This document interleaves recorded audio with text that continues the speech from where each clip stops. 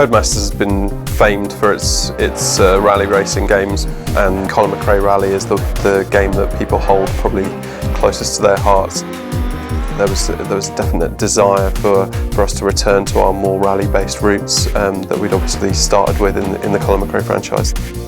That's the game we want to make, that's the game the fans are asking for, and as an art team we're loving making that kind of game again as well. Early access was really interesting because obviously we were releasing new content every month, and that's something that's quite different from how we normally work. But this was giving us feedback from the community on a monthly basis, so we were able to actually try a few different things out and then make adjustments depending on what the players were feeding back to us.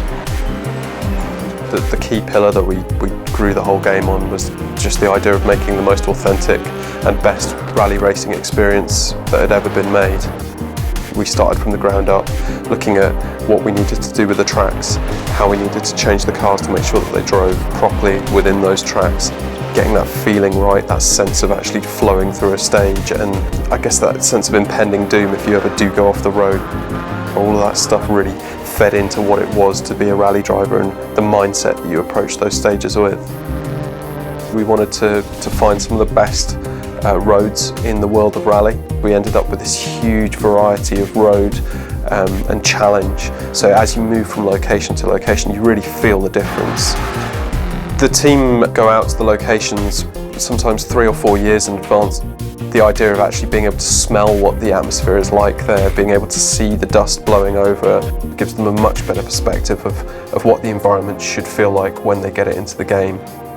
I think you can tell that when you're playing the game that these aren't made up, these aren't lines which are just drawn for fun or gameplay purposes. We've gone the extra step to make those roads authentic to as they are in real life.